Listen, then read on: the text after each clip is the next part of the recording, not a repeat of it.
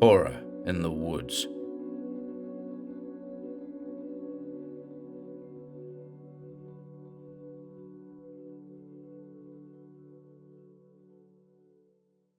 The Sunken Land by George W. Bailey. It was 11 o'clock in the morning when Tom O'Grady and I rode into a remote little Cree village, some hundreds of miles northwest of Edmonton, Alberta. We were both members of the Royal Canadian Northwest Mounted Police, commonly called Mounties, and wore the scarlet jacket of that famous force. We had been detailed for special duty to find and bring back the slayers of a certain individual at Athabasca Landing. When last noticed, the murderers had been headed in this direction, but since then 2 months had elapsed, and we had not obtained the faintest trace of their whereabouts. It was, therefore, without much hope that we rode through the scattered lodges in search of the chief of the roving band. As we approached the center of the village, our attention was attracted by a small crowd of Indians standing and squatting in a large semicircle around a solitary white man seated on a soapbox at the entrance to the chief's lodge. The man was sturdy and thick-set, and gave one the impression of possessing great physical strength. His present attitude was one of calm and complete detachment, but as we approached, he turned his head in our direction and called out, "Hello, Gerald! Hello, Tom! You're the very men I want to see." It was the Dominion government doctor on one of his periodical visits to the wandering tribes in that section of the Northwest Territories. "What's up?" I asked, dismounting. "I found a dead white man in here," he answered, "and at the same time I've unearthed a mystery. Sit down and I'll show you." As soon as we were seated, he took a small matchbox from his pocket and handed it to me. Inside it, there were 10 small stones. I examined them carefully. "They're diamonds," I said. "Now look at this." And he took a rough, torn piece of brown paper out of his pocketbook. On the paper, evidently part of a rough diary, were the following disjointed notes.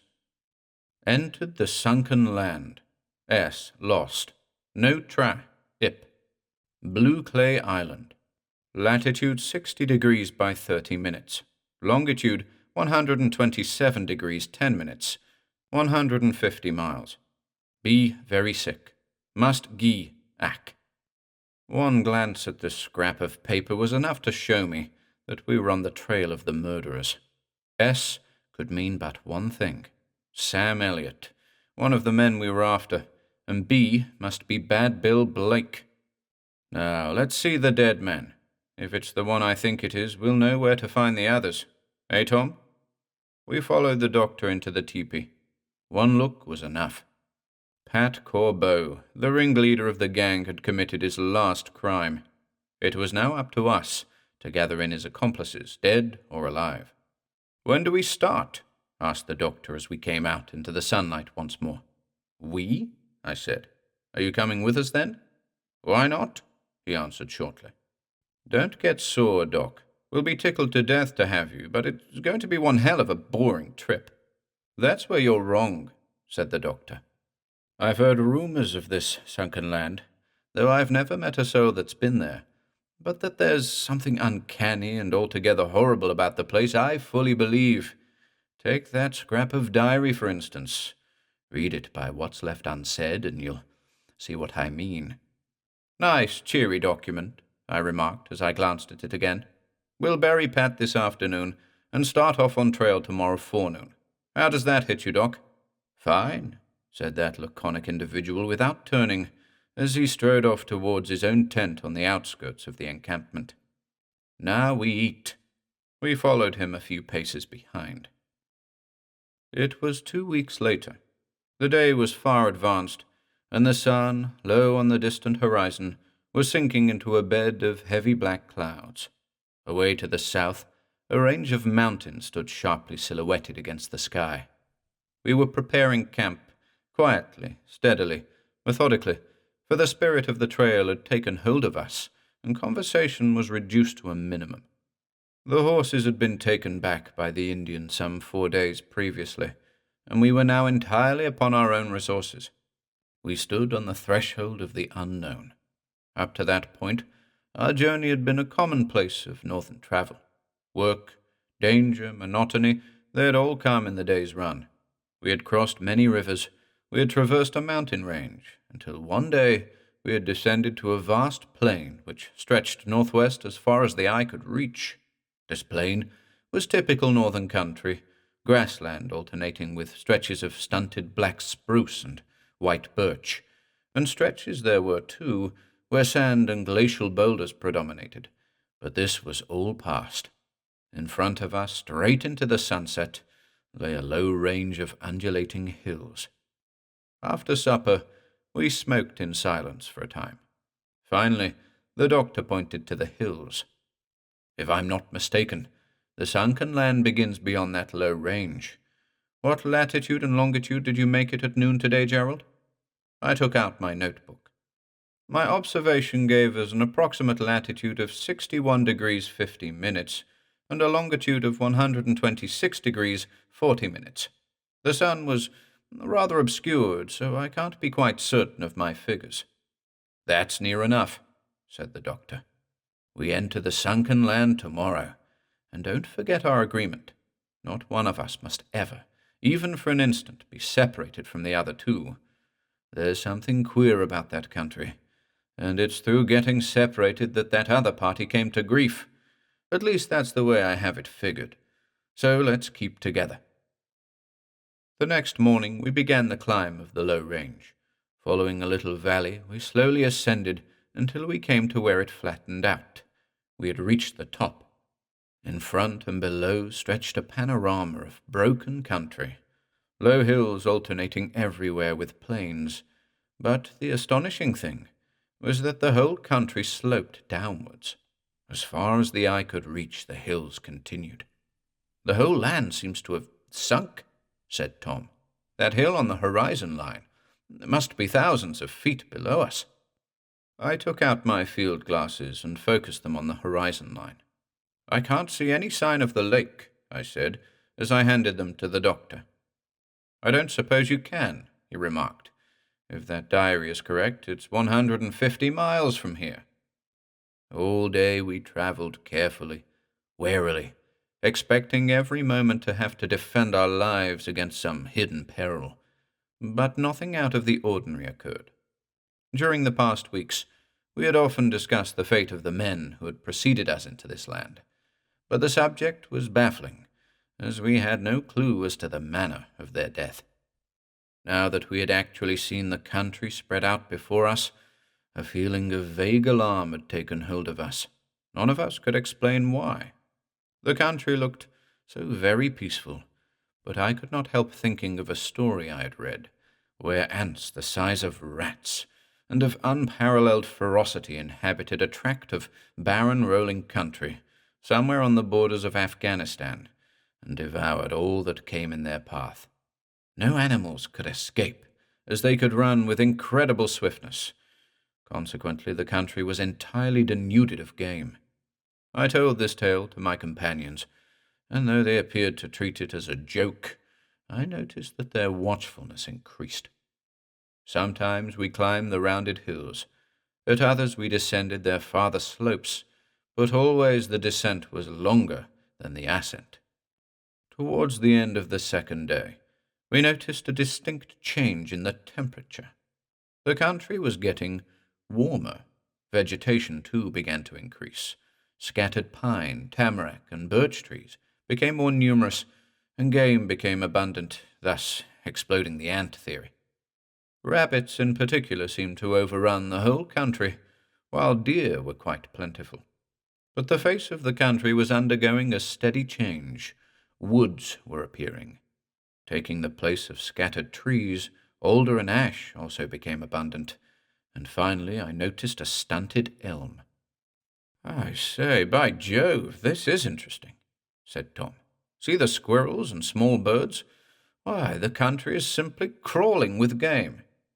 Being interested in forestry, I found this change in forest conditions fascinating in the extreme. The country was, in fact, a paradise. Nothing untoward had yet happened, and all sense of approaching disaster seemed to have vanished. The very air seemed clearer. In fact, we acted as if the danger were behind, rather than in front of us, unless the diary lied. That night we camped by a small stream, and rising early the next morning, had been on the march for a couple of hours, when Tom suddenly stopped. "Do you fellows notice anything?" We stood still and listened. "I can't say I hear anything," said I. "Nor I," said the doctor.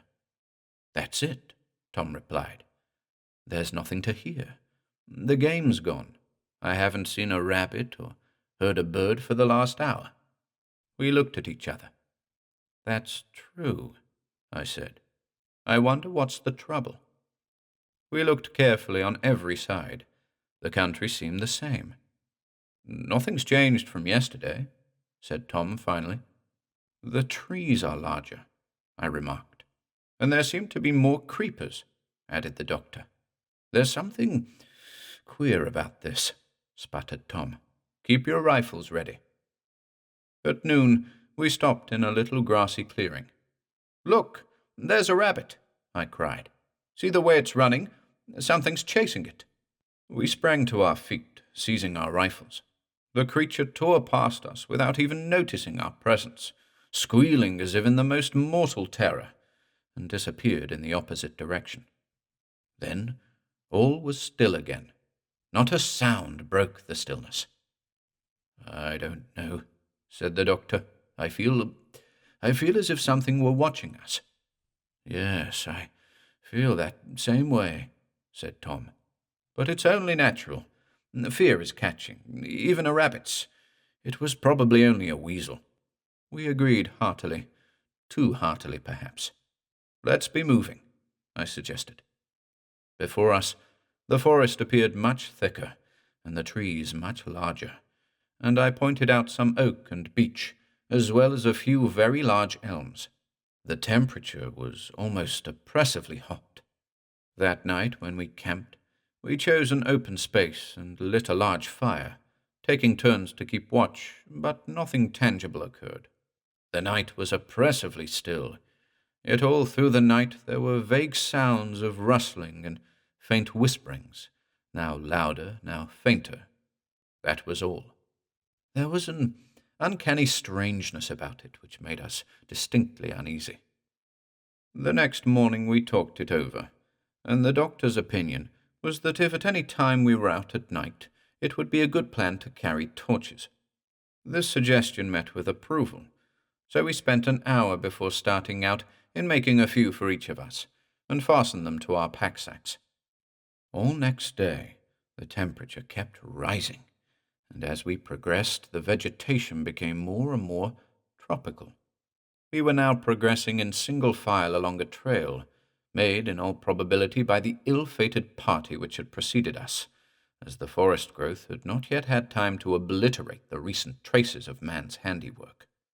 As night approached, we began to look around for an open clearing, for the prospect of spending the night in the thick undergrowth among these giant trees in the presence of an unknown peril was far from reassuring. To make matters worse, the ground was becoming swampy. Little stagnant pools and rotting vegetation appeared on every side, making the going more and more difficult. Suddenly Tom, who was leading, stopped and remarked, "It's no use going on. This may get worse and worse instead of better, and we can't camp here, so I think we'd better go back to the last clearing we passed. How far do you think it is, Doc?" 2 miles, I should think." "All right, then. About turn, and we'll have to hurry. The sun's just setting." The darkness came on quickly, the great trees shutting out the afterglow, and we were soon straggling along in a very uneven manner, the doctor now leading, and Tom bringing up the rear. The uneasy feeling of the previous night began to take hold of us, and at the same time our resolution about torches flashed into my mind. Without a moment's pause, I stopped, and calling to the others, pulled out a torch and lit it. The others did the same. "That's better," said Tom. "Now we can at least see where we're going." But the flare and flicker of the smoky torches only seemed to accentuate the darkness of the forest about us, and as I glanced from side to side, I felt sure that, again, an evil presence, a gruesome, nameless terror, was keeping pace with us on either hand. I spoke about it to the others. They too felt the same fear. The night was dreadfully still, but again we noticed a faint whispering sound, but now it seemed all around us. Suddenly, the whispering seemed to grow louder and more menacing. I saw the doctor start to run.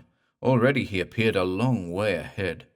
All at once, his torch disappeared from view, for the trail had taken a bend. At that moment, I too started to run, wildly. I had felt something soft and clammy grasp my throat, while I thought I felt innumerable little feelers gripping my face and body. With a scream, I fought them off with my torch, and realized a moment later that my nerve was going, and that the little feelers had only been a creeper in the branches of some trees. A moment later, I was running close behind the doctor. Suddenly, I turned round. "My God!" I cried. "Where's Tom?" We started down the trail, the hair literally rising on our heads.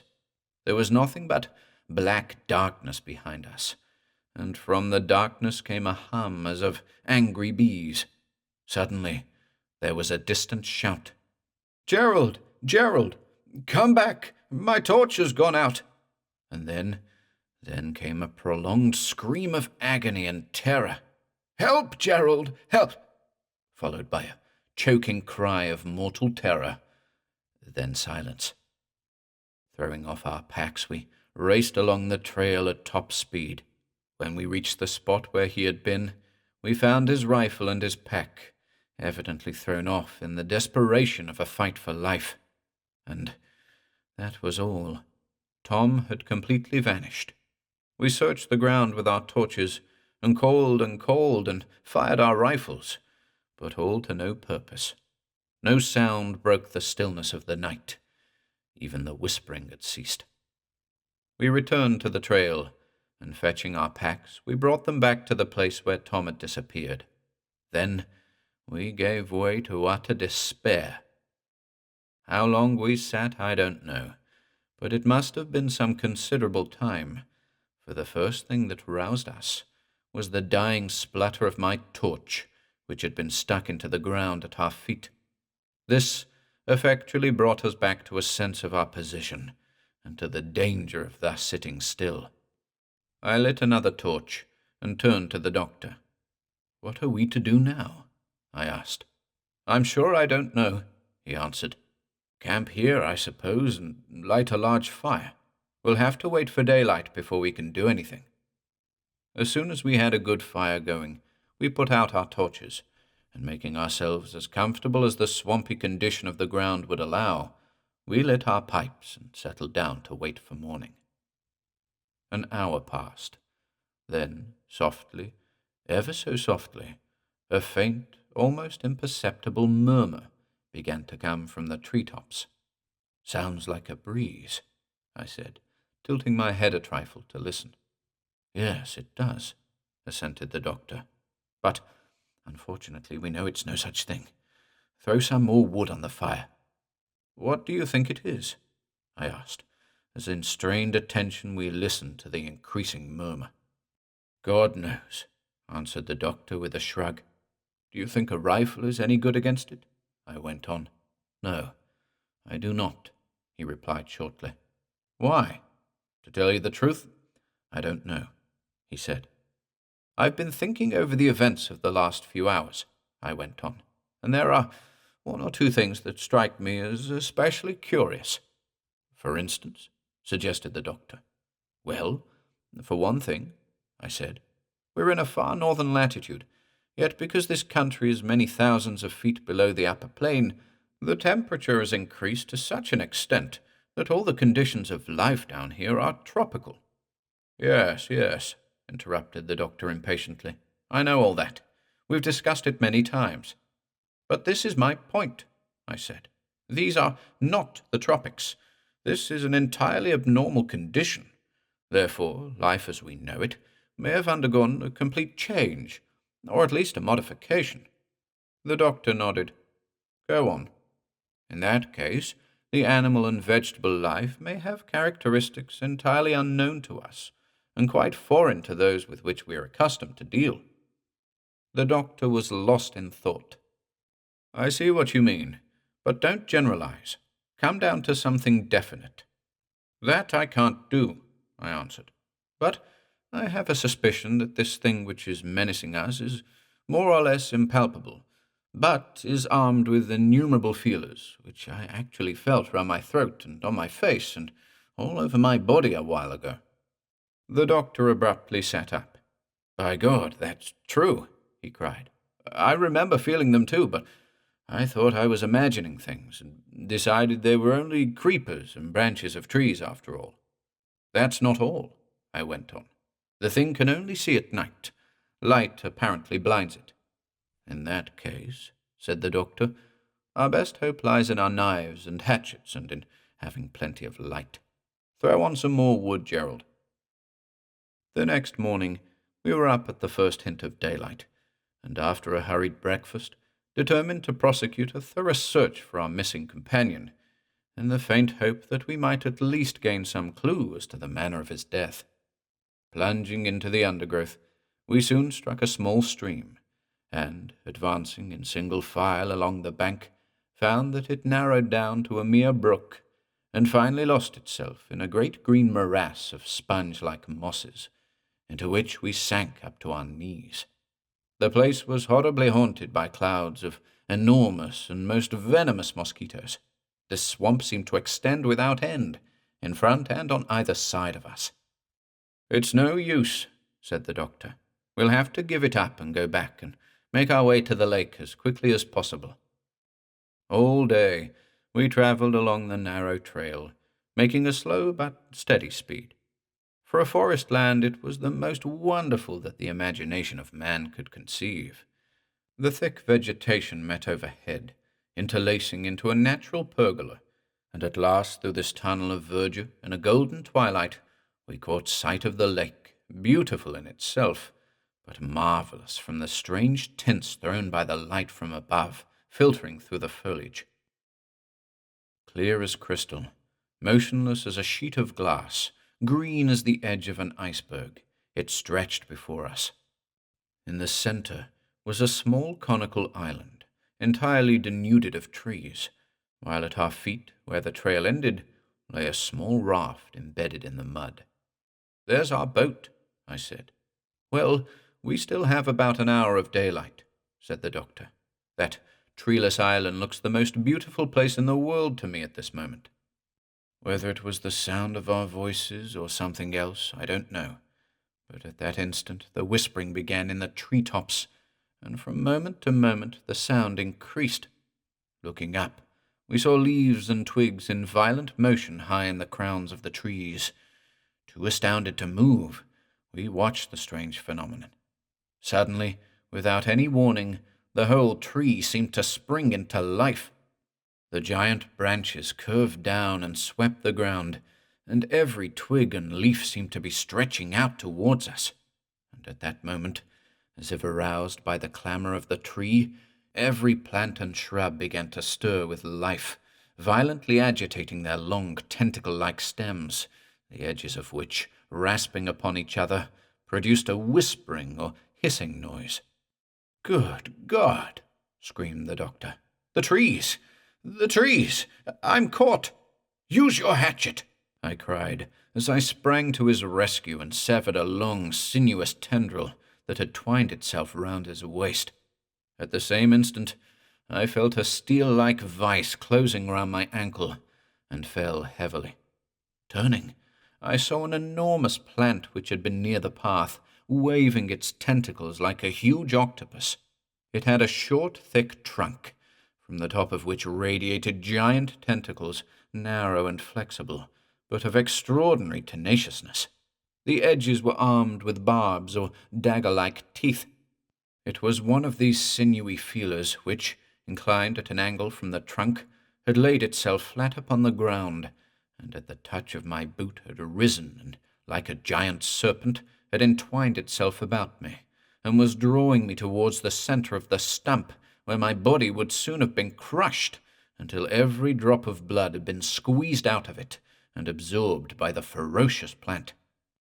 A cold sweat broke out on my forehead as I noticed other feelers flailing the air in search of me, and in the frenzy of despair I slashed at the tendril round my leg and with 2 quick blows severed it. Immediately it rolled itself up into the parent stem. "Run! Run!" I yelled to the doctor. "Into the lake!" Tripping and falling and rising again, and slashing to right and left as I ran, cut and bleeding from the giant barbs, I rushed into the lake. Turning, I saw the doctor madly cutting at a creeper that had him by one arm. In another instant he was free from it, and with a frenzied bound was in the lake beside me, his clothes all torn and his face streaming with blood. We were up to our waists in water, but safe for the moment from that frightful nightmare. We watched with gruesome fascination the madly tossing forest, the long feelers still groping and searching for us. "Isn't it ghastly?" I said. We were nearly sick with the horror of what we had escaped, but when I had sufficiently recovered my mind and some wind and some of my nerve had come back, I began to look around for some means of escape from the predicament in which we found ourselves. My first thought was of the raft. It looked small and seemed firmly embedded in the mud. However, with only a small amount of effort, we were able to launch it and climb aboard. It was nearly flush with water, but with care we were able to cross safely, propelling ourselves by means of a crude sort of sweep which was fastened to one end. That night, after a good meal from our fast-diminishing stores, we slept the sleep of utter exhaustion, untroubled as yet by any fears for the future. Next morning, we found our cuts and scratches very sore, but with plenty of iodine and a roll of bandage, we were soon fixed up and ready for the exploration of Blue Clay Island. Climbing the conical hill, we found, as I expected, that the center of the island consisted of the crater of a small, extinct volcano, the floor of which was covered with blue clay mixed with small boulders. "There's your diamond clay," I said. The doctor nodded. We descended into the cup-shaped valley, and soon found the spot where the murderers had started to excavate. We spent the rest of the day then looking for gems and turning over the solid clay, but we were only rewarded with one minute stone. Whether our want of success was due to lack of experience or to the fact that we did not dig deep enough, I can't say. But the fact remains that that stone was the only one we ever got from the mine. From this time on, our every effort was bent towards trying to find a way of escape, but we were stopped at every turn. We circled the lake in an endeavor to find a landing place, but everywhere the trees seemed to sense our approach, and we dared not land. 2 or 3 days passed in this way, while we grew more and more desperate. Finally, on the evening of the 4th day, as we were sitting by our fire, smoking, our energy almost exhausted, the doctor spoke, deep dejection in his tone. "It's no use, Gerald. I give up. We'll either have to try to make our way through the forest where we came in or die of starvation. We have only a few more days' grub left." "Before we do anything as rash as that," I remarked, "let's tell each other all we know about this place. Put all our cards on the table, and we may be able to work something out when we have our data all together. I'll begin. To start with, look at the forest now. Not a leaf stirring, is there?" The doctor looked intently at the shoreline with my field glasses. "No, everything is as calm and peaceful as possible. Now, watch the trees." I took a fair-sized stone and threw it into the lake about a quarter of the way across. There was a big splash. "Any sign?" I asked. "No." "Well, look at the waterline where it meets the shore by the big pine, and keep looking, and tell me when the ripples get there." "All right," he said a moment later. "They're lapping the bank." "Now look at the tops," I directed. The doctor uttered an ejaculation. "That's a remarkable thing. They're all in motion. Whatever made you think of that, Gerald? You see, I went on, how hopeless it is to try to reach the shore without letting the trees know of our approach. That's true, said the doctor. But we can land on that little sand beach just to the right of the path. Yes, that's point number 2. And number 3 is, the nearer the lake, the fiercer the trees. I don't see any more points, said the doctor slowly. For a long time we sat moodily, staring into the fire. Then, slowly at first, but finally with a flash of inspiration, the idea came, and I smiled. The doctor, who had been watching me dejectedly, suddenly exclaimed, "You've got a plan, Gerald. Spit it out." I pointed to the fire. "We'll burn the forest," I said. Ever since our first entry into the sunken land, the weather had been dry. Consequently, the timber on the island, which, as the diary showed, had all been cut down by our predecessors, was in first-class condition to start a fire. The only question was, would that forest burn? "We'll have to build a bonfire on the beach and have everything all set for the first big wind from the northwest," I said. "A regular funeral pyre," remarked the doctor.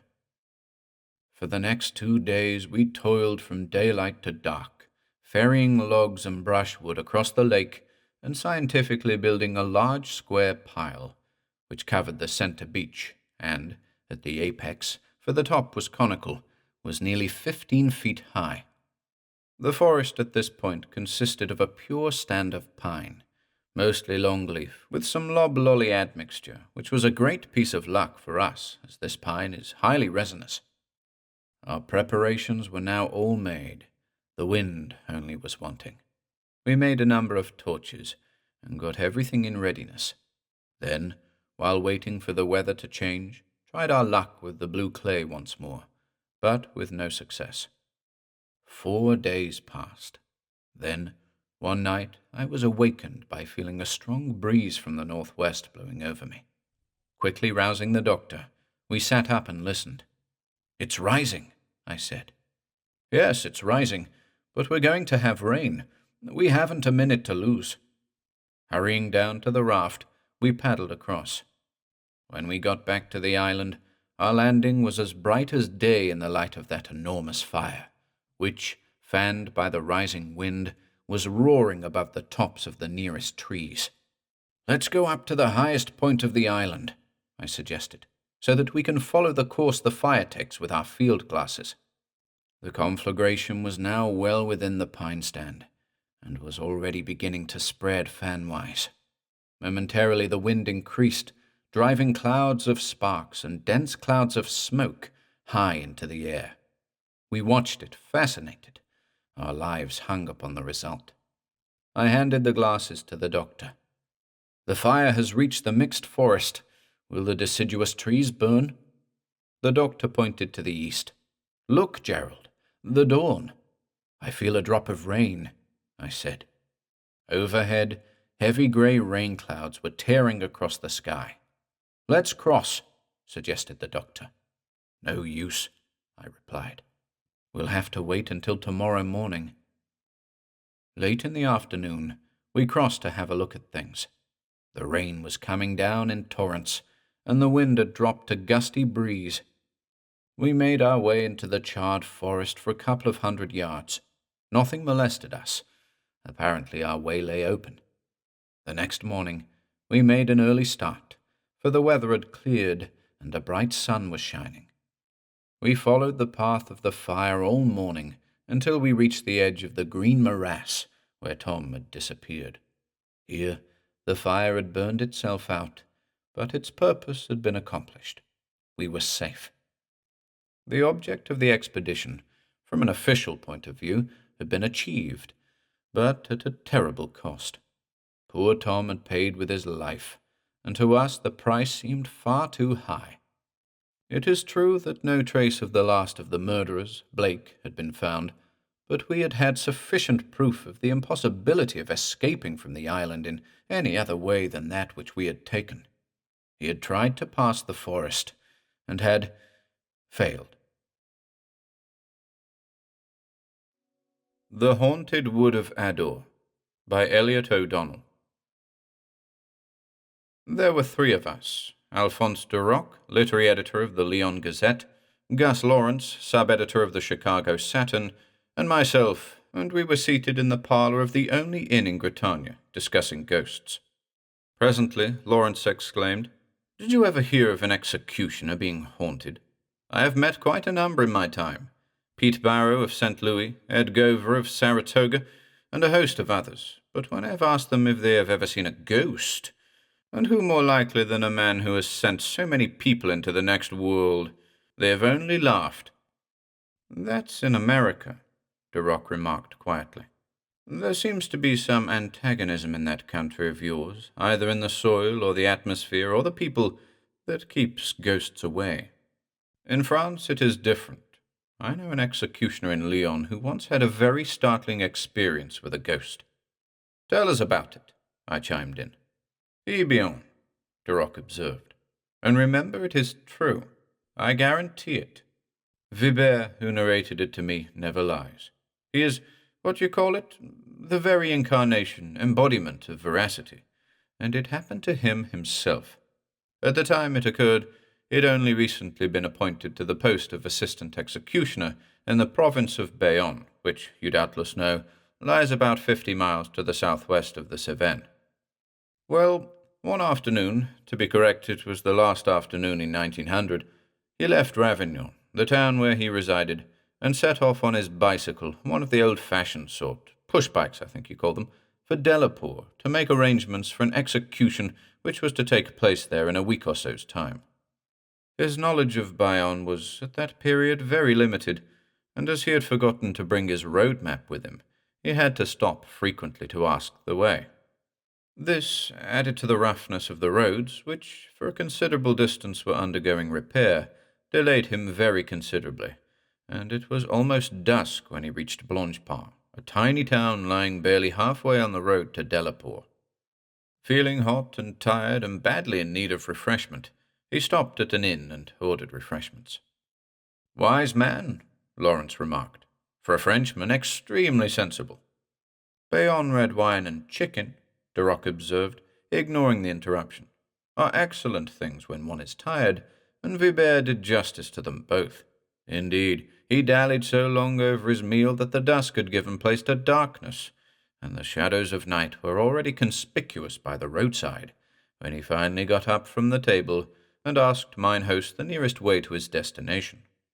"The nearest way to Delapour," mine host replied, his eyebrows contracting in a slight frown, "is through the wood of ADOURE, but I do not advise you to go that way tonight." "And why not, pray?" Vibert asked. "Is the track very bad?"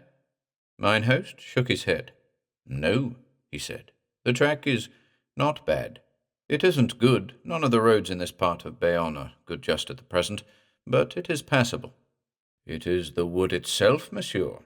It has not a good reputation." "Not a good reputation?" Vibert ejaculated. "Bears or robbers? Which?" "No, monsieur, neither one nor the other. The wood is haunted, and tonight, remember, is New Year's Eve." "Surely it is only on Midsummer's Eve and All Hallows' Eve that the spirits of the dead wander?" Vibert laughed. "That is so, monsieur," mine host said gravely. "It is the spirits of the living that are seen tonight, and they sometimes rehearse deeds and scenes that are none too pleasant. If monsieur is wise, he will shun the wood and get to Delapour by way of Baptiste and Saint Gabriel." "Is that a much longer way?" Vibert asked. "It is longer by about 5 miles, mine host replied. "That settles it, then," Vibert answered lightly. "Ghosts or no ghosts, I go through the wood." And after settling his account with mine host, he once again mounted his machine and set off in the direction of the wood of ADOURE. Pedaling quickly through the main street of the little town that looked bright and festive, as it should do on New Year's Eve, he soon gained the high road, stretching as far as he could see into the gloomy countryside ahead of him. A few farm teams returning from their labor in the fields passed him, and an old-world slow-going wagon, with its tinkling bells, swinging lamp, and quaintly clad driver. And these were the only cheery sights and sounds he was destined to encounter for some time. For many a mile after this, the road led up a gradual ascent, and Vibert was exposed to the full fury of a sudden windstorm that howled and moaned piteously. Having at last gained the summit of the hill, he found himself on a seemingly interminable plateau. Overhead, ragged clouds drifted over a wild, lowering sky, and all around him no living thing was visible, except a few rooks, whose croaking voices blended well with the soughing of the wind. Anxious to escape from this inhospitable spot, Vibert rode on as quickly as possible, and eventually came to some crossroads, where a signpost pointed down a very steep descent to the wood of ADOURE. Some half-hour's careful riding, for the ground was very rocky and full of ruts, at length brought him to the confines of a forest of seemingly vast extent. He guessed at once it was the wood of ADOURE. He got off his bicycle to relight his lamp, which had suddenly gone out, and then, remounting his machine, pushed along a narrow track bordered on either side by tall trees, whose knotted and gnarled trunks gleamed a ghostly white wherever the moonbeams fell on them. The valley in which this wood was situated was far below the level of the road he had recently been traversing, and the wind, which had swept with great force across it, was here scarcely noticeable, and no sound save the faintest rustling of the tree-tops far overhead and the occasional crackling of brushwood under the feet of some wild animal of the night was to be heard. Having arrived at a comparatively smooth piece of ground, albeit the descent was into a slight hollow, he was pedalling rather fast down it when either a hare or a rabbit shot across his path, and in swerving to avoid it, he crashed into a boulder and was pitched over the handlebar of his machine. After a few seconds, he got up, feeling rather dizzy and shaken, to find the front of his bicycle practically crumpled up. He was deploring the prospect of being obliged to perform the rest of his journey on foot, trundling the two wheels along with him as best as he could, when through the naked branches of the trees, away in the distance, he espied a light. He at once made for it, and found, to his joy, it proceeded from a small house on the banks of a swift-flowing and very swollen stream. In answer to his repeated raps, the weather-beaten door was at length very cautiously opened, and a girl appeared on the threshold, with a lamp. By its sickly light he saw she had black hair, very dark and rather obliquely set eyes, high cheekbones, and perfectly even teeth that gleamed like pearls. She was good-looking, but it was in rather a strange way, and there was a curious glitter in her eyes as she stared at him that reminded him of the glitter he had seen in the eyes of leopards and other big animals of the cat tribe. Like so many French women, even of the poorer classes, she had very shapely hands, with long tapering fingers and almond-shaped nails that shone like agates. In response to his request for a night's lodging, she demurred, but on his pleading inability to go any farther, owing to his complete state of exhaustion, she told him he could wait in the hall while she went to consult her husband. Apparently the house was very old. The hall was low-ceilinged and stone-flagged, and on one side of it was an ingle, and on the other a broad oak staircase leading to a gallery. Several oil paintings in tarnished frames hung on the oak-panelled walls, and in one corner stood a great-grandfather clock, a fishing-rod, and blunderbuss.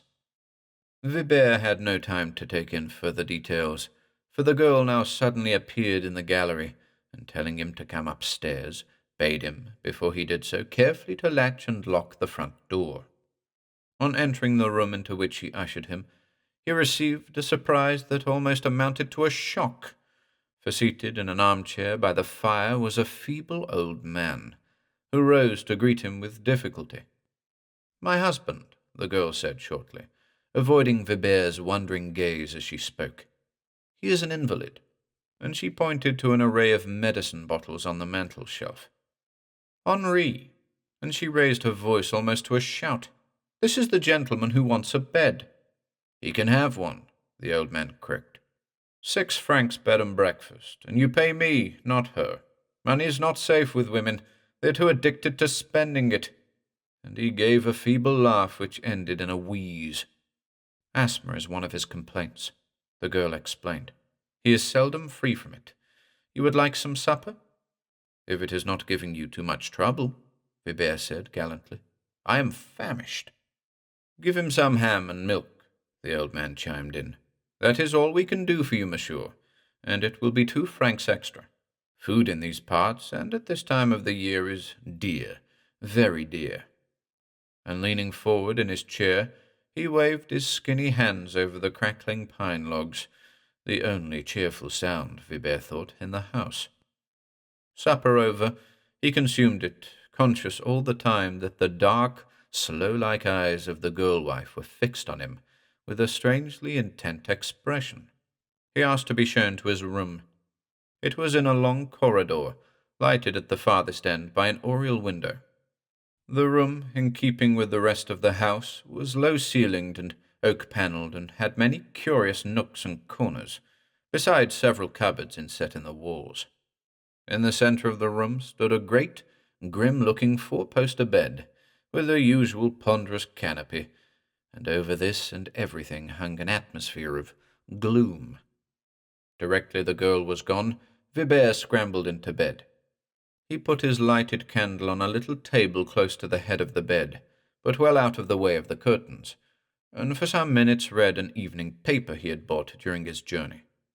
Tired after his long ride, however, he gradually dozed off, leaving the candle still burning.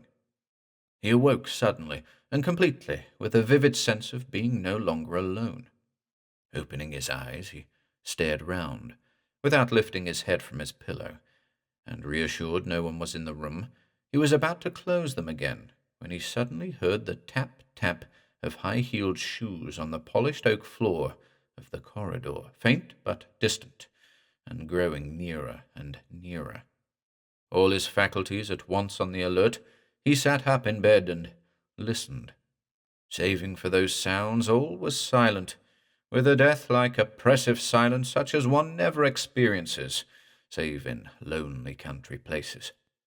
There was not even a breath of wind stirring the leaves on the branches of the great elm trees outside, and inside not even the friendly scratching of a mouse to be heard behind the wainscoting. Nearer and nearer drew those footsteps, cautious, rather hesitating, but all the same persistent. They came right up to the door of Vibert's room, and halted. Vibert could feel someone was there, listening, intent on catching the sound of his breathing, in order to tell if he were asleep or awake. Recollections of stories he had heard about murders in wayside inns came crowding into his mind, and filled him with cold terror. It was so hopeless to be trapped here in this remote wood, miles away from any village or town, and in all probability far away from any other dwelling, and he was unarmed, too. Like a fool, he had forgotten to bring his revolver.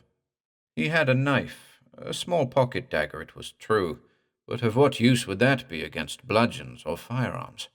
Would it not be better, he thought, to take the plotters by surprise and either burst through or attack them than to have them suddenly burst into the room and attack him? Besides, the suspense was intolerable. Naturally brave and impulsive, he decided to adopt the former course. Getting out of bed without making a sound, and tiptoeing noiselessly across the room, he turned the key quickly in the door and tore it open, expecting to see, if not several, at least one person, namely, the wearer of the high-heeled shoes. To his utter amazement, however, the corridor was absolutely empty. Nothing was to be seen there saving the moon, shining clear and bright through the oriel window, and on the walls, looking out from their gilt frames, the calm, immovable faces of men and women, ancestors, presumably, of the old man who occupied the house. Vibert stood for some time straining his ears, but he could catch no sound, not even the ticking of the clock in the hall beneath. Thinking it very odd, but persuading himself that he must have been mistaken, and that the sounds he had heard were due to rats, he shut the door softly, and, locking it, got back into bed. Once more he fell asleep, but only to awake, as before, very abruptly, and with a sensation of intense horror. The moonbeams poured in through the window, and illuminating the curtains on either side of it, made them appear like tall spectres. They gleamed, too, with an unearthly whiteness across the bed, and Vibert, constrained somehow to follow their course, observed that they shone with a peculiar intensity upon the door, and he could not remove his eyes from it. The handle of the door especially had a horrible fascination for him, and he kept watching it. He strove with all his might to look elsewhere, but he could not. All his senses seemed to be forcibly centered on it. Then, suddenly, he gave a great start. God in heaven! Was it fancy or reality? The door handle was turning. Slowly, very slowly, it turned, and the door began equally slowly to open. He tried to move, to do something, but he could not. His limbs refused to act. He was paralyzed and tongue-tied. Still the door kept on opening, while the moonbeams seemed to get whiter and colder, and the room fuller and fuller of them. Then, round the door there suddenly appeared a head and face, a bullet-shaped, close-cropped head with very projecting ears and dark, gleaming eyes that wandered round the room, and at last settled on the bed with ferocious glee. Vibert now became conscious of someone lying on the bed by his side. He saw nothing, for he was unable to remove his gaze from the face in the doorway, but he could hear the person beside him breathing, the deep, heavy inhalations of a person wrapped in profound slumber. Meanwhile, the door kept on opening, and at last into the room with soft, cat-like motion stepped a broad-shouldered, muscular man, holding in one hand a large horn-handled knife, the sharp blade of which gleamed hideously in the moonlight. Behind him, holding a basin in her hands, was the girl-wife, a look of horrible cruelty in her slow-like eyes. They approached the bed noiselessly, apparently too intent on the object by Vibert's side to notice Vibert himself. In a large mirror, i.e., a cheval-glass that stood facing the foot of the bed, Vibert now saw, reflected with frightful clarity, everything that happened. He saw the man seize hold of the head of the recumbent person by his side, whom he now recognized with a thrill as the old husband of the girl. He saw the girl place her basin under her husband's neck, and he watched her face light up with unholy glee as the cruel knife, flashing through the moonbeams, was drawn ruthlessly across the old man's throat. There was one awful gurgling groan, and then silence, broken only by the ghastly sounds of rushing, dripping blood. For some minutes neither of the murderers stirred, but stood by their victim, alternately gazing at him and at each other. Then suddenly Vibert caught them in the mirror looking at him. His candle had long since gone out, and the moon being at this moment suddenly obscured behind clouds, the room was now plunged in utter darkness. Vibert made a colossal effort to move and free himself from the fearful terror which rendered him powerless. It was in vain. After what seemed an eternity, the bed creaked, and a big, coarse hand gripped him by the throat. At this juncture, human nature succumbed, and he fainted. When he recovered consciousness and opened his eyes, the early morning sun was pouring in through the window panes, and someone was rapping loudly at the door. It was the young wife with his breakfast of coffee and a roll and fresh country butter. He looked around in fearful expectancy of seeing some signs of the terrible drama he had witnessed in the night. There were none, and when he tried the door, it was still locked on the inside. Much puzzled, for his experience seemed far too real and vivid for a dream, he took in his breakfast and, after consuming it, dressed and went downstairs. To add to his bewilderment, the old husband, who had played such a ghastly role in the midnight tragedy, was sitting in front of the log fire in the parlor, smoking serenely, and occasionally wheezing. "I hope Monsieur slept well," the girl-wife said, as Vibert, having settled his account, prepared to depart. "I had some rather queer dreams," Vibert replied, looking with no little admiration at her teeth, which, as I have already remarked, glistened like pearls. "Ah, monsieur, it was New Year's Eve," the girl laughed. "If they are unpleasant, I hope they won't come true." "I hope not, too," Vibert said dryly. Bidding her good-bye, he picked up his broken bicycle and resumed his journey. 10 months later, he was at Baptiste, this time in the capacity of executioner. It was a sudden call. Emile Gilgon, his chief, had been taken ill, and he was called upon to act in his stead. Hitherto, he had merely been Gilgon's understudy. He knew little about the case, saving that a man named Bonneval was to be guillotined for the murder of Gaspard Latour, a well-to-do retired wine merchant of Marseille. The murder had been committed in the Cevennes district, and Latour's wife had assisted in it. Although she was probably the instigator of the crime, the judge who tried her, having regard to the verdict of the jury — French juries are noted for their leniency where women are concerned — merely sentenced her to a term of imprisonment. That was all Vibert knew. He was ignorant of the exact spot where the crime had been committed, and of the details of the case which had shocked all Bayonne. He did not see the condemned man till a few minutes before the execution, when, in company with 2 warders, he entered his cell to pinion him. He then received a shock. The man was the exact counterpart of the murderer in his dream or vision or whatever else it was that he had had on New Year's Eve in the wood of ADOURE. This man that he was about to execute had the same bullet-shaped head, the same projecting ears, the same dark eyes, and the same short, broad figure. Also, he had the same huge, coarse hands. Vibert would have known them anywhere. He had felt their grip, and a shudder ran through him as he looked at them.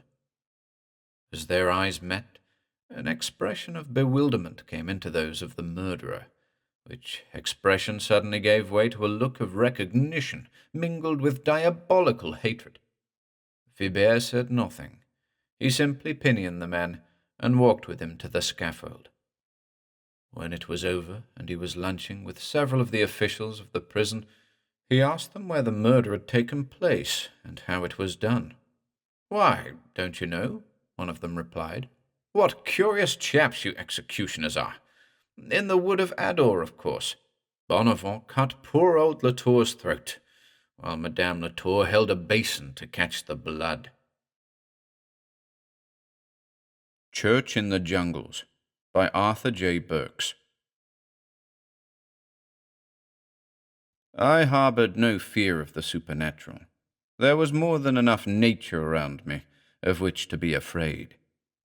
I had roamed into the central Brazilian jungle south of Belterra that morning. I had lost my party. I had played the fool, as so many adventurers did. I had left my outfit to search the woods myself. They were all armed. I was not. I did not believe in firearms. I didn't even carry a stick to smash snakes. I knew it was possible, even with a compass, to lose myself within 100 yards of the camp. I did just that. When darkness fell, terror rode me. I was not afraid of animals particularly. There was a possibility of being bitten by snakes, and I had had narrow escapes, but the balance of chance was against it. The other animals of the forest, the jaguar, ocelot, the great otter, gave man a wide berth. Other men had vanished into the jungles to be seen no more, but I felt pretty sure that one of 2 things had happened to them.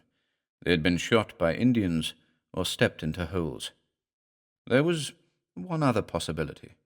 Animals sometimes broke off tops of shrubs, leaving spine-sharp points which hardened to rock-like consistency. If one fell on one of those points, it would be like Saul falling upon his sword. There were no Indians anywhere near Belterra that one needed to fear. Hadn't been for 50 years, maybe longer. My dread was holes. The jungles were filled with them. When it rained heavily, water stood in low places. Then the bottom fell out of such pools, literally. I had almost stepped into holes 10, 12, 15 feet deep, and every one had been man-size. A man could step in, but without help he would never be able to get out of the hole. That was my principal dread when night caught me. I yelled. I was too far away even for the dogs to hear me. I yelled myself hoarse. I knew that the wise thing was to sit down and wait for morning. My comrades would expect me to do that. Then I'd be trailed and collected. I did sit down for a few minutes, but it takes a man with grim determination to sit quietly through the hours in the Brazilian jungles. So many things crawl, sniff, rattle the leaves, chitter, twitter, flutter invisible wings. Limbs break with sounds like pistol shots. It could be jaguar, tapir, the great otter. That sound could be the socorrijo, the python, creeping up to drop coils around one. No, the holes were preferable. Besides, walking in the dark, one could always slide the feet, test each spot before setting the foot down. In any case, one moved. I walked, sometimes bumping into the thick trees, sometimes putting my extended hands against spined palms. Occasionally, 100 feet aloft, a star peered through a space in the wind-whispering crown to see how I was making out.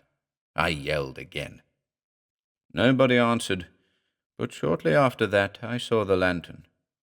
It gave me a queer feeling, for we had no lantern with us. Back at camp, there was just the usual fire to keep off the jaguar, or to keep him warm if he wasn't afraid of fire. I don't believe in the supernatural, but I was thrilled a little anyway. I knew, if my Brazilian friend spoke truly, that there was nobody in our strip of jungle but us. I moved slowly, carefully, sliding my feet toward the lantern. As I went, I remembered a tale told last night of a haunted jungle church, occasionally reported by wanderers down the centuries. It wasn't in any given place. It just appeared when a wanderer was afraid, or approaching dangerous trouble, and somehow saved him.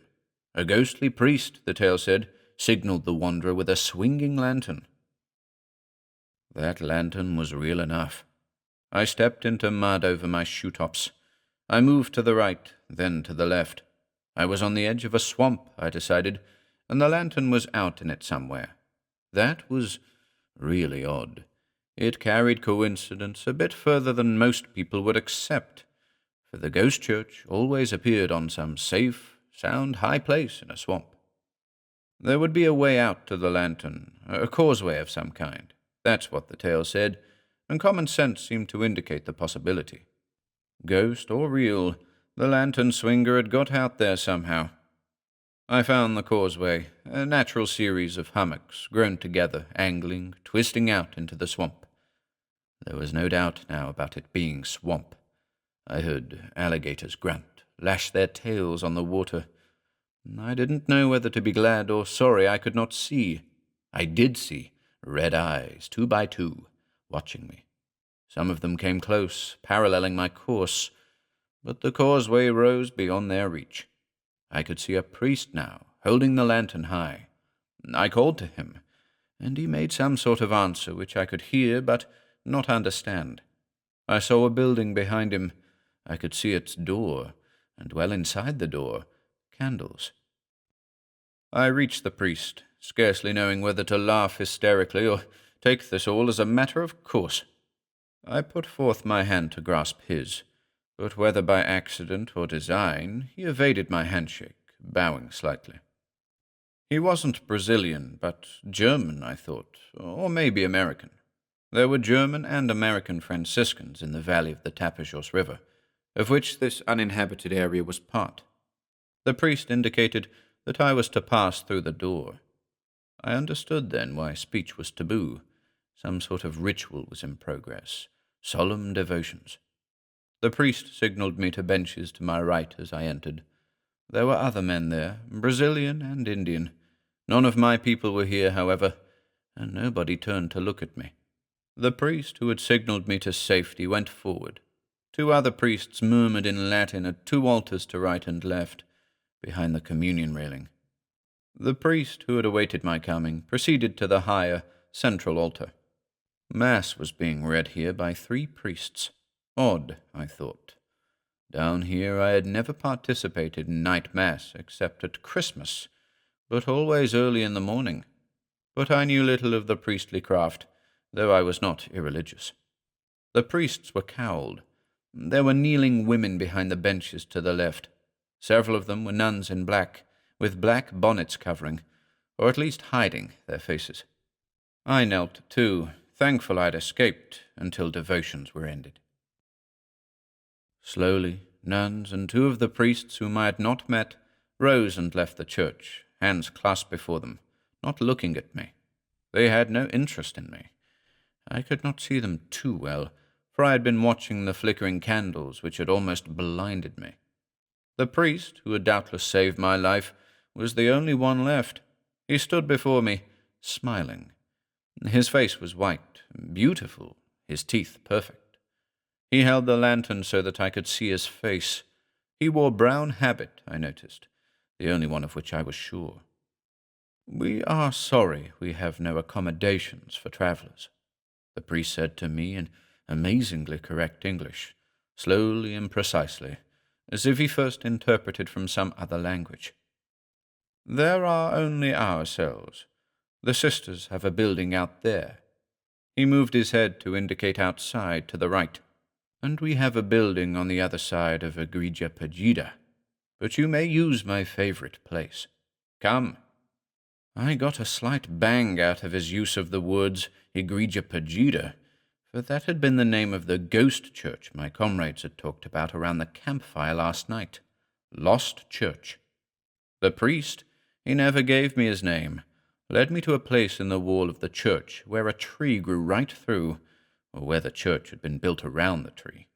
2 huge limbs divided there to form an area bed-size, shoulder-high, that did look inviting. "I often meditate there," the priest said. "When there is no sound, alligators sometimes wander into the church. It is also not unknown to the python, but you will be quite safe. We are so poor, there won't even be coffee in the morning." "I'll be fine," I said. I saw one of the nuns, now snuffing the candles. I supposed she was the sacristan. "A night's sleep, and I'll be swell." He stood until I climbed up, sighed, straightened out. He stood until the candles were all snuffed and darkness was complete, save for his lantern. I didn't see what became of the nun. The priest went to the door by which I had entered, raised the lantern, snicked up the chimney, blew out the flame. Utter darkness descended. I had the vaguest idea of the church. Big, I thought. Big, old, falling apart. It had a musty smell. I slept like a log. I wakened with the sun in my face. I sat up in my big crotch of tree, looked around me. There was swamp everywhere. The snouts of many alligators rested on the water, beady eyes watching me, waiting for me to fall.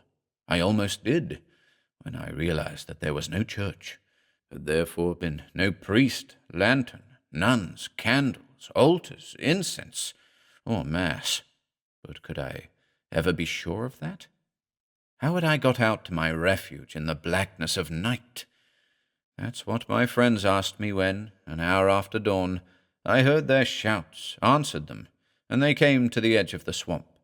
I could find no way to get out of the swamp. It was 2 hours before they found a way in. Even then, I had great difficulty jumping from hummock to hummock behind them, going out. "How did you get out there?" they asked. "Jumped from back to back of the alligators," I said. "Nonsense." "Well, then, you remember that story you told me about Egregia Pagida? I saw a lantern. A priest was waving it. I simply followed it." I told them exactly what had happened to me. They didn't believe a word of it. It sounded too much like the ghost church tale they had told me the night before. I knew no way to change the story, however. The Tree's Wife by Mary Elizabeth Counselman. I smiled at my companion, Hetty Morrison, county welfare investigator for the Bald Mountain district. When I dropped into her office that morning, mostly to dig up nostalgic old memories of our college days at the University of Virginia, I found her arguing over the telephone with a local mechanic. "But I have to make a field trip this morning. Why can't you get the parts? Take them out of somebody else's car. Oh, the devil with what you think wouldn't be right. This family may be starving." Hetty had hung up, still sputtering. A gaunt, severe-looking old maid with a heart as big as the Blue Ridge Mountains. She glanced up then, to see me grinning at her, jingling the car keys of my new club coupe by way of an invitation. We were such close friends, no words were needed. Hetty merely jerked a nod, slammed on her hat, and started out the door with me in tow. "You'll be sorry," she warned me. "The road I have to take is an old Indian trail. And if they had to get back and forth on that, no wonder they're called the Vanishing Americans. You'll break a spring." I looked so dismayed, pausing to unlock my first new car in 10 years, that she closed one eye in a crafty look I knew so well from days at college when she was about to ask the loan of my best hose. "It's a dull trip, just routine fieldwork. Of course you wouldn't be interested," she drawled casually, "in Florella Dabney, the girl who married a tree. We pass right by that Dabney place. No, dear, you're liable to scratch up that nice blue paint. And Holy Creek crosses the road 4 times. We'd have to drive through it, hub deep. I always get stuck and have to—" I scowled at my old friend, familiar with all her clever tricks of getting her way, but still unable to cope with them. "Tree?" I demanded. "Did you say married a—" "That's right," Hetty nodded with a smug grin. "It's a strange case, almost a legend up around Bald Mountain. Although," she added, blatantly climbing into my car, "it's not without precedent in the old Greek legends. Zeus was forever turning some girl into a spring or a flower or some inanimate object, so his wife Hera wouldn't find out about his goings-on. Even as late as the 15th century, there were proxy weddings, where some queen or other married her knight's sword because he was off at war. Then there's an African tribe in which the men are married at puberty to some tree." I grimaced impatiently, climbed into the coupe, and started it with a jerk. Hetty had aroused my interest, and well she knew it. She would get her ride over the wild, bushy crest of Bald Mountain, or I would never find out about that girl who married a tree. An hour later, bouncing over a rocky trail pressed closely on both sides by scrub pine and mountain laurel, she began to tell me about Florella Dabney and the bloody feud that a trained psychiatrist might explain had left her a mental case with a strange delusion. The Dabneys, Hetty related, had built their cabin and begun to wrest a living out of the side of Bald Mountain about the time of Daniel Boone. 6 generations of underfed, overworked mountaineers had lived therein, planting a little, hunting a little, and raising a batch of children as wild as the foxes that made inroads on their chicken supply. Florella was the youngest daughter, a shy, willowy child of 15, with flowing dark hair and big, luminous dark eyes like a fawn. Barefoot, clad in the simple gingham shift that all mountain girls wore, she could be seen running down the steep side of Old Baldy as nimbly as a city child might run along a sidewalk. Her older brothers and sisters married. Her mother died, and Florella lived with her father now on the sparse farm. On the other side of the mountain lived another such family of old settlers, the Jenningses. As far back as anyone could remember, there had been bad blood between the two, starting with a free-for-all over a load of cordwood, which had sent 2 Dabneys to the hospital and 3 Jenningses to jail. Both attended the little mountain church perched on the ridge side that divided their farms, but no Jennings ever spoke to a Dabney, even at all-day singings, when everyone was pleasantly full of food and home brew. No Dabney would sit left of the aisle, and any baptizing that was done in Holy Creek after a rousing revival meeting had to be arranged with Jennings's and Dabney's immersed on alternate days. Reverend Posey Adkins, the lay preacher, recognized this as a regrettable but inevitable condition. And that was the law on Bald Mountain, up until the spring evening when Joe Ed Jennings and Florella Dabney run off together. When and how they had ever seen enough of each other to fall in love, neither family could imagine. Joe Ed was a stocky blonde boy who could play a guitar and shoot the eye out of a possum at 50 yards, but not much else. What astonished everyone was Florella's regard for such a Doolittle, since she was halfway promised to a boy from Owl's Hollow. It was assumed, when a party of hunters saw them streaking through the woods one night, that Florella had been carried off by force, much against her will. She had gone out after one of the hogs which had strayed. At midnight, when she had not returned, her pa, Leif Dabney, went out to search for her, ran into the hunting party, and promptly stalked back to his cabin for his rifle. He was starting out again, with murder in his close-set, mean little eyes, when a pair of frightened young people suddenly walked through the sagging front gate. With them was Preacher Adkins, dressed either for a burying or a marrying, with the good book clutched in a hand that trembled. But he spoke steadily. "Leif, these two young uns has sinned, but the Lord's likely done forgive 'em already. Now they aim to marry, so don't try and stop it." Without preamble, he motioned for Florella and Joe Ed to stand under a big white oak that grew in the front yard, towering over the rough cabin and silhouetted darkly against the moonlit sky. High up on the trunk, if Leif had noticed, was cut a heart with the initials J.E.J. and F.D. Solemnly, the old preacher began to intone the marriage ceremony, while Florella's pa stood there staring at them, his lean face growing darker with fury, his tight mouth working. Hardly had the immortal words, "Do you take this man," been spoken, when he whipped the rifle to his shoulder and fired at Joe Ed point blank. The boy was dead as he crumpled up at his bride's small bare feet. "I'll larn you to go sparking our girl behind my back," Leif roared. "You trifling no account." He never finished, for a second shot rang out in the quiet night.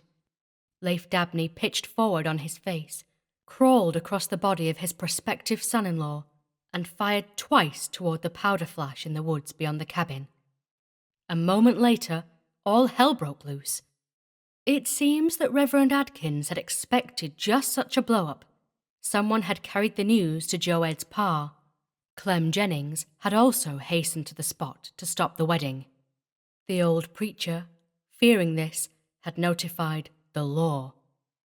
The sheriff, with a hastily gathered posse, had showed up at the moment when Leif and Clem fired at each other, over the body of young Joe Ed and the prostrate sobbing form of his near bride.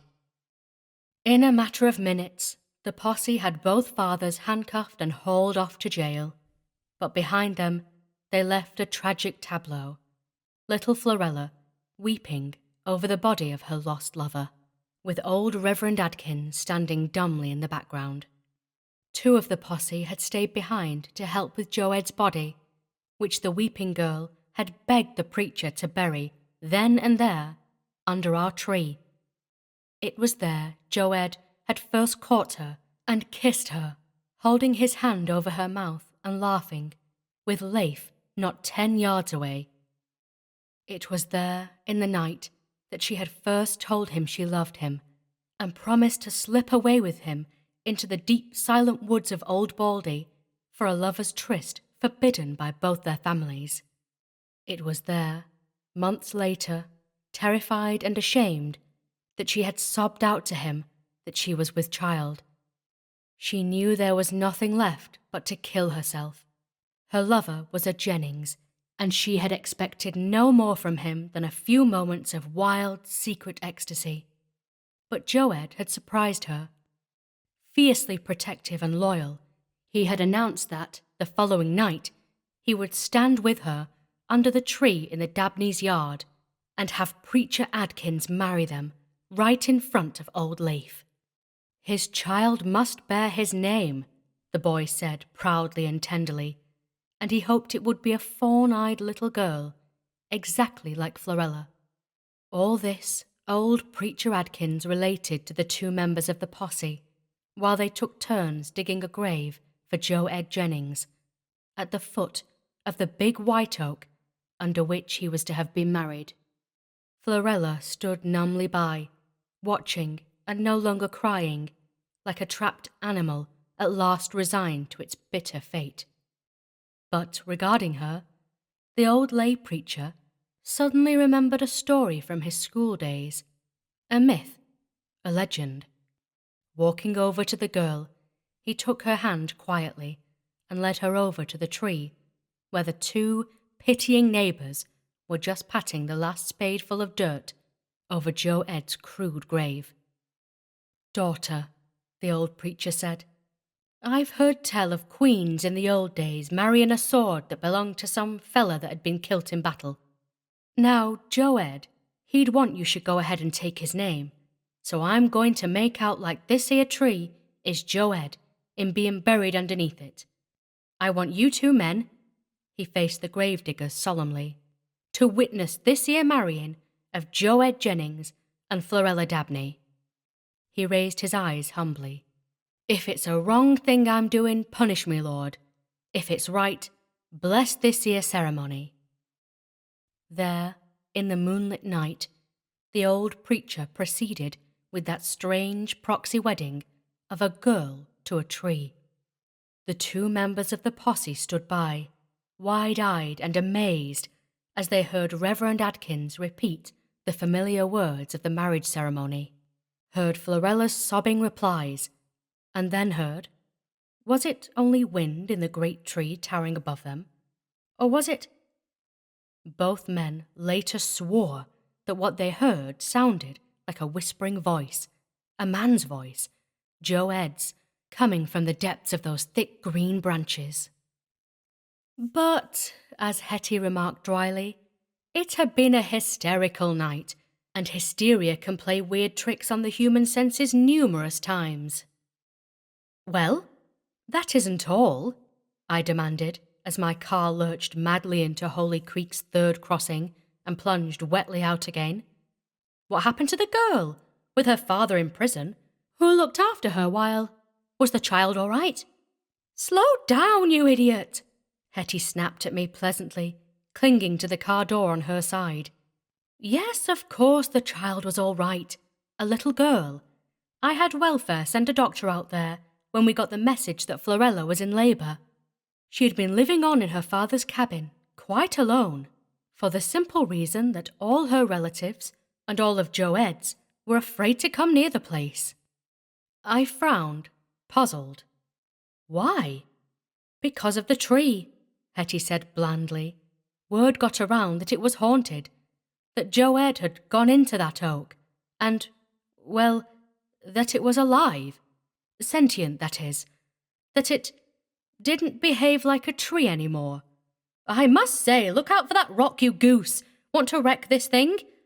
I must say some of these things that happened were odd, to say the least." I slowed down obediently, picking my way over the rocky road. Anything to keep Hetty on the story that had so captured my imagination. "What things?" I demanded. "Anybody can hear voices in the wind, leaves rustling, branches rubbing together." "But," Hetty drawled, "just anybody can't see a tree catch a live rabbit, or a dove that has lit on a branch of it. Just anybody can't—" "What?" I gaped at her. "I never heard of anything so ridiculous." My attempted laugh sounded flat, however, even to my own ears. "How on earth could—" "Don't ask me," Hetty said cheerfully. "All I know is the lower branch of that big white oak kept Florella supplied with meat. Rabbits, doves, once a possum. They got choked some way, got their necks caught in the twigs. She'd find them there, all ready to be cooked and eaten. the way any good mountaineer might trap to feed his family. So she got to believing that he caught them. Joe Ed had quite a reputation as a hunter and trapper. Good Lord! I tried to laugh again. You're not hinting... The poor kid! I broke off pityingly. But an experience like that would naturally affect her mind. Living there all alone, too, with a baby.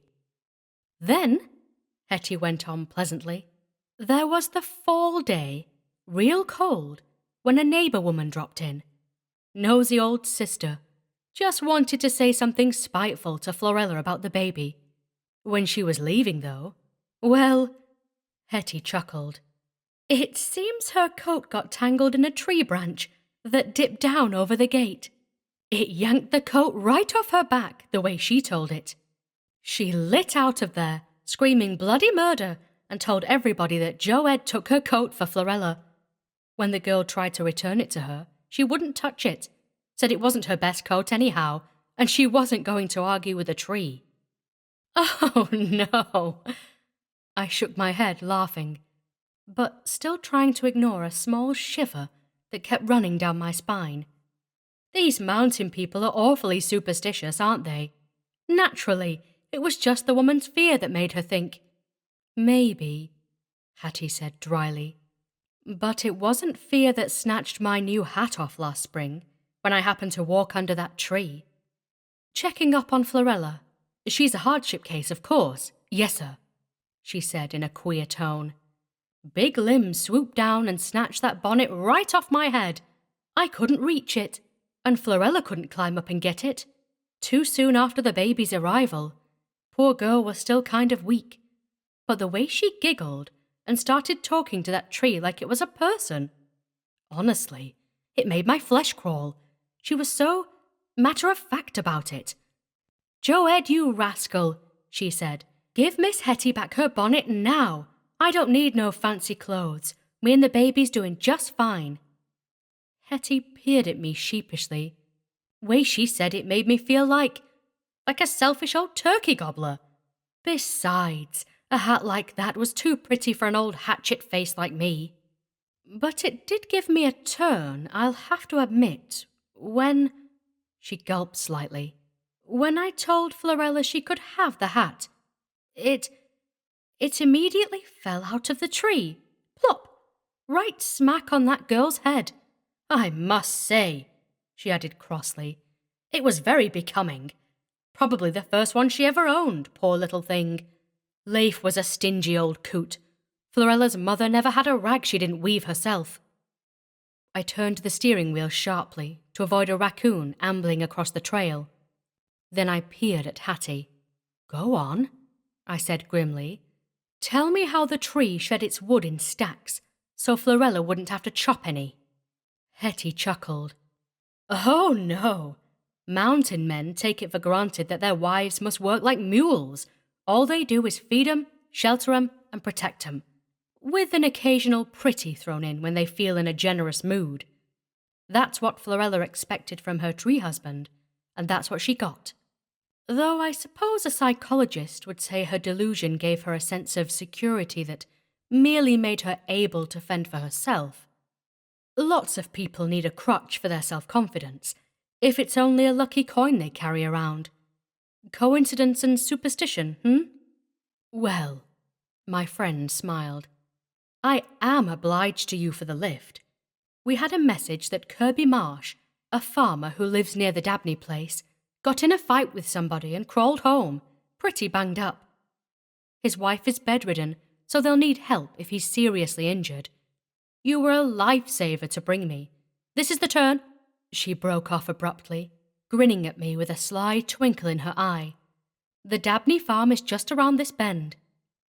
I slowed down, feeling again that cold shiver run down my spine as we rounded the curve. An old cabin of square-hewn logs perched on the mountainside a few yards above the road, with the usual well in the yard and the usual small truck garden in the back. A huge white oak towered over the gate of a sagging rail fence. Its sturdy trunk leaned a bit toward the house in a curiously protective manner, shading the worn front stoop with its thick dark green foliage. I braked the car outside the gate, and Hetty grinned at my expression. "There it is," she announced dryly. "There's where the girl lives who married a tree, and that's the tree. That's him." I got out of the coupe and walked warily up to the gate. Hetty climbed out stiffly and called, in her pleasantly harsh voice, "Hello? Hello, the house?" in traditional mountain style. There was no answer, but all at once I saw a quilt pallet spread under the oak Hetty had indicated as him. A fair-haired baby girl was sprawled on the folded quilt, gurgling and cooing. She looked to be about 2 years old, with the sturdy good health of most mountain children, despite their skimpy diet and constant exposure to the elements. I stood watching her for a moment, charmed by the picture she made. Then I frowned. "She's too young to be left alone," I muttered. "Where's her mother?" "Oh, out picking blueberries, I guess." Hetty shrugged. "Josie's all right, though. Her father's minding her," she added with another impish grin at my expression. "Hello," she called again. "Florella." At that moment, a lovely, slender girl came running around the house, her feet bare, her dark hair flying. There was a sprig of laurel over her ear and blackberry stains on her brown fingers. I stared at her, thinking how like a dryad she looked, wild, free, and happily unafraid. "Oh, howdy, Miss Hetty," she greeted my friend warmly. "Come in and set. Who's that with you? Kinfolk?" Hetty introduced me as a school chum, with no mention of the fact that I wrote stories of the supernatural for my bread and butter. We entered the gate, and Hetty stooped over to pat the baby, proffering a peppermint from the endless supply she always seemed to carry around. I fidgeted beside her, at a loss for conversation with this pretty, normal-looking young mother who, from all Hetty had told me, was as crazy as a coot. Once, nervously, I started, as a limb of the great tree under which we stood brushed my shoulder, plucking at my scarf. On impulse, I took it off and gave it to the girl, who beamed and thanked me shyly, then tied it proudly around her own neck. I caught Hetty's eye at that moment, and flushed as she grinned, winked, and glanced up at the giant tree. Then she turned to Florella, lovelier than ever in my blue chiffon scarf, and with no more madness in her face than in mine. "I got word that Kirby Marsh was hurt in a fight," my friend said conversationally. "Anybody over there looking after his wife and kids? Heard the doctor came and took Kirby to the hospital with concussion and a sprained shoulder. Must have been some fight to have—" Hetty broke off, noticing the girl's sudden expression of regret beyond the politeness expected of a neighbour. Florella ducked her head suddenly, with a rueful little smile. "Yes, ma'am," she said simply. "He came over here to our place last night and went to pestering me. Oh, not that Kirby ain't a real nice fella," she apologized for her neighbour gently. "Excepting when he's liquored up. I told him to leave go of me," she added with wifely dignity. "Told him Joe Ed wouldn't like it, but he wouldn't listen, so I run out to Joe Ed with it a stormin' awful. He'd been a-bangin' on the roof to warn Kirby, but he likely thought 'twas only the wind." I gulped, racked with pity, and threw a glance at my friend. "Then," Hetty prompted softly in an odd tone, "you ran out into the yard, Kirby ran after you, and Joe Ed, he wanged him over the head," the girl finished, half apologetic, half proud, as any other woman might speak of a husband who had stoutly defended her honour. "He liked to busted Kirby's skull wide open, but he hadn't ought to have tried to kiss me," she defended primely. "Ought he, Miss Hetty? And me, a married woman with a young un?" "No, dear," Hetty answered, in the gentlest voice I have ever heard her use. "No, Joe Ed did the right thing. I don't think Kirby was badly injured, But somebody has to look after his folks while he's in the hospital. Did you go over and see his wife today? Yes, ma'am, the girl said quietly. But they wouldn't let me in. I reckon on account they was scared. I mean, of Joed. But he wouldn't hurt nobody less'n they was bothering me or the baby. He's real good-hearted. Yes, my friend said softly. I understand. Well, don't worry about it, dear. Next time, Kirby will know better. I rather imagine, she chuckled, that this experience will keep him sober for some time. The girl nodded shyly and bent to pick up the child, but small Josie toddled away from her and ran around the great tree to where a low limb dipped almost to the ground. Pa! She chirped suddenly, holding up her chubby arms to the giant oak. Fing, baby, fing high, Pa! Florella laughed, shaking her head mildly and calling, No, no now, Joed. You're liable to drop that young'un, don't ye? But as I stared, that low limb dipped down as under unseen pressure. The child Josie seized it and, as I gasped at the spectacle, was tossed 10 feet off the ground as if a gust of wind had blown the branch skyward. It had scooped up the baby, swinging her high above us. Then, as gently, it set her down again, while the young mother shook her head again in laughing reproof. My scalp crawled at her matter-of-fact, unself-conscious manner. Joed's always a-doing that, she said pleasantly. She loves it. Why, Miss Hetty, she broke off, pouting as I sidled pointedly back toward the gate. I thought y'all would stay for dinner. Joed caught me a rabbit, and I was just fixin' to fry it real nice and brown. Can't you stay? But I was out the gate and climbing into my car by that time, shaking my head covertly and beckoning for Hetty to come away. For some reason, which I will always firmly deny, my teeth were clinking like castanets, and I kept glancing up nervously at that tall, spreading oak tree, brooding over the little mountain cabin and the woman and child who lived there alone. Alone? Pitiful case, isn't it? Hetty murmured cheerfully as she climbed into the car and waved goodbye to Florella Dabney, or Mrs. Joseph Edward Jennings, as she was listed in the welfare files. I mean, friend expanded, the way that poor girl lives with her baby, from hand to mouth, and the prey of, well, men like Kirby. She'd be so lonely and frightened if it weren't for that pathetic delusion of hers. And she's got the child believing it now. Guess you noticed her swinging on that tree. She called it Pa. Stout branch to pick up a child that heavy, wasn't it? She drawled carelessly. Wind blew it, I guess, like the other night when it whacked Kirby Marsh over the head. Awful windy up here on old Baldy. She peeked at me slyly, lips twitching. I glared at her and stepped on the gas, aware of the cold perspiration that had sprung out on my forehead. Because it was not windy, it was close and very still, and beside me, Hetty was chuckling softly as I glanced back at the barren little farm.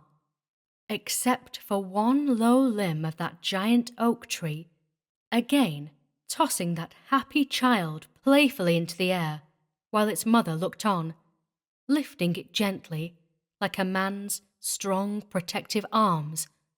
Not a leaf was stirring as far as we could see over the rugged mountainside. The Vengeance of a Tree by E.F. Lewis. Through the windows of Jim Daly's saloon, the setting sun streamed in yellow patches, lighting up the glasses scattered on the tables, and the faces of several men who were gathered near the bar. Farmers mostly they were, with a sprinkling of shopkeepers, while prominent among them was the village editor, and all were discussing a startling piece of news that had spread through the town and its surroundings. The tidings that Walter Stedman, a labourer on Albert Kelsey's ranch, had assaulted and murdered his employer's daughter had reached them, and had spread universal horror among the people. A farmer declared that he had seen the deed committed as he walked through a neighboring lane, and, having always been noted for his cowardice, instead of running to the girl's aid, had hailed a party of miners who were returning from their midday meal through a field nearby. When they reached the spot, however, where Stedman, as they supposed, had done his black deed, only the girl lay there, in the stillness of death. Her murderer had taken the opportunity to fly. The party had searched the woods of the Kelsey estate, and just as they were nearing the house itself, the appearance of Walter Stedman, walking in a strangely unsteady manner toward it, made them quicken their pace. He was soon in custody, although he had protested his innocence of the crime. He said that he had just seen the body himself on his way to the station, and that when they had found him he was going to the house for help. But they had laughed at his story and had flung him into the tiny, stifling calaboose of the town. What were their proofs? Walter Stedman, a young fellow of about 26, had come from the city to their quiet town, just when times were at their hardest, in search of work. The most of the men living in the town were honest fellows, doing their work faithfully when they could get it, and when they had socially asked Stedman to have a drink with them, he had refused in rather a scornful manner. That infernal city chap, he was called, and their hate and envy increased in strength when Albert Kelsey had employed him in preference to any of themselves. As time went on, the story of Stedman's admiration for Margaret Kelsey had gone afloat, with the added information that his employer's daughter had repulsed him, saying that she would not marry a common labourer. So Stedman, when this news reached his employer's ears, was discharged, and this, then, was his revenge. For them, these proofs were sufficient to pronounce him guilty. Yet that afternoon, as Stedman, crouched on the floor of the calaboose, grew hopeless in the knowledge that no one would believe his story and that his undeserved punishment would be swift and sure, a tramp, boarding a freight car several miles from the town, sped away from the spot where his crime had been committed, and knew that forever its shadow would follow him. From the tiny window of his prison, Walter Stedman could see the red glow of the heavens that betokened the setting of the sun. So the red sun of his life was soon to set, a life that had been innocent of all crime, and that now was to be ended for a deed that he had never committed. Most prominent of all the visions that swept through his mind was that of Margaret Kelsey, lying as he had first found her, fresh from the hands of her murderer. But there was another of a more tender nature. How long he and Margaret had tried to keep their secret, until Walter could be promoted to a higher position, so that he could ask for her hand with no fear of the father's antagonism. Then came the remembrance of an afternoon meeting between the two in the woods of the Kelsey estate. How, just as they were parting, Walter had heard footsteps near them, and, glancing sharply around, saw an evil, scowling, murderous face peering through the brush. He had started toward it, but the owner of the countenance had taken himself hurriedly off.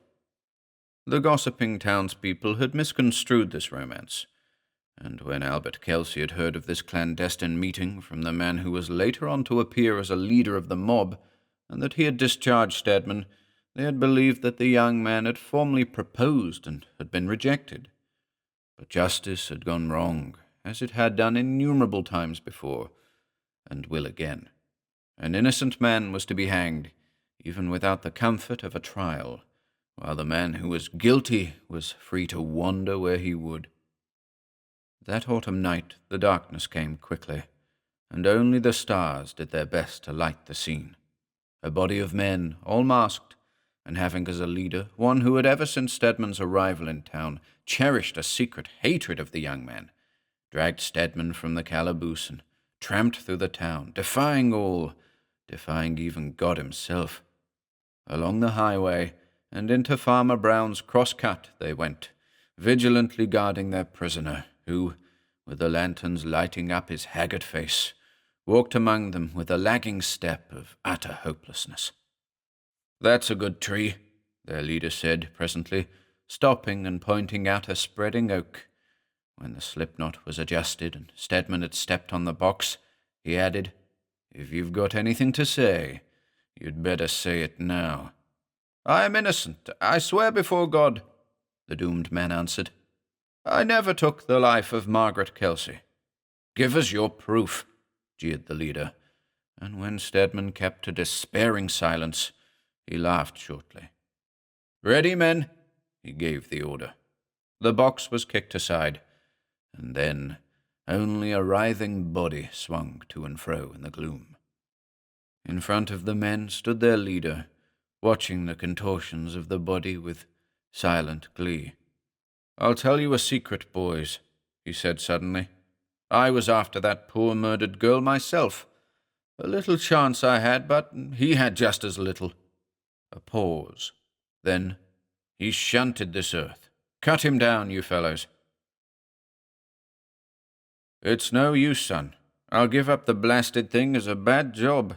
There's something queer about that there tree. Do you see how its branches balance it?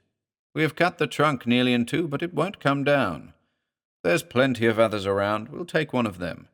If I'd a long rope with me, I'd get that tree down. And yet the way the thing stands, it would be risking a fellow's life to climb it. It's got the devil in it, sure." So old Farmer Brown shouldered his axe and made for another tree, his son following. They had sawed and chopped and chopped and sawed, and yet the tall white oak, with its branches jutting out almost as regularly as if done by the work of a machine, stood straight and firm.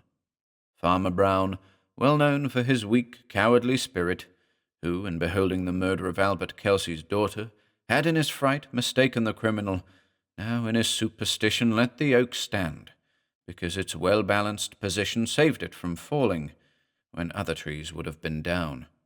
And so this tree, the same one to which an innocent man had been hanged, was left for other work. It was a bleak, rainy night, such a night as can be found only in Central California. The wind howled like 1,000 demons and lashed the trees together in wild embraces. Now and then the weird hoot-hoot of an owl came softly from the distance in the lulls of the storm, while the barking of coyotes woke the echoes of the hills into sounds like fiendish laughter. In the wind and rain, a man fought his path through the bush and into Farmer Brown's crosscut as the shortest way home.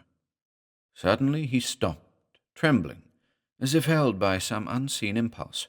Before him rose the white oak, wavering and swaying in the storm. "Good God! It's the tree I swung Stedman from!" he cried, and a strange fear thrilled him.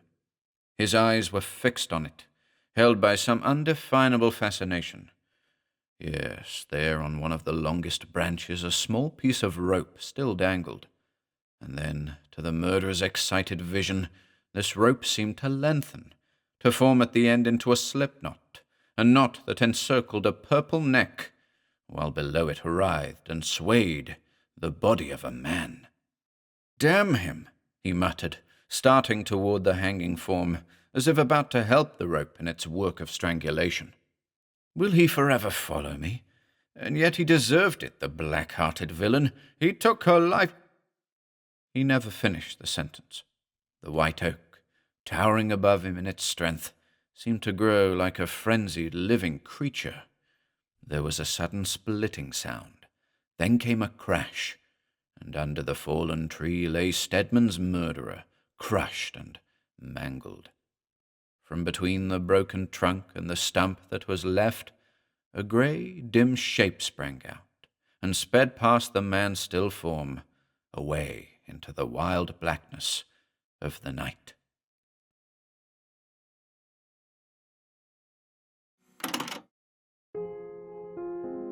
If you enjoyed listening today, be sure to subscribe to the channel by hitting the red subscribe button below. After doing so, click the bell icon next to the subscribe button to receive new content notifications. If you'd like to support our work and receive exclusive perks, consider becoming a channel member by clicking the join button below. To support us in other ways, see the video description for links to our Bandcamp and Patreon pages, our merch store over at Teespring, and further information relating to our releases on Audible, iTunes, and Spotify. And until next time,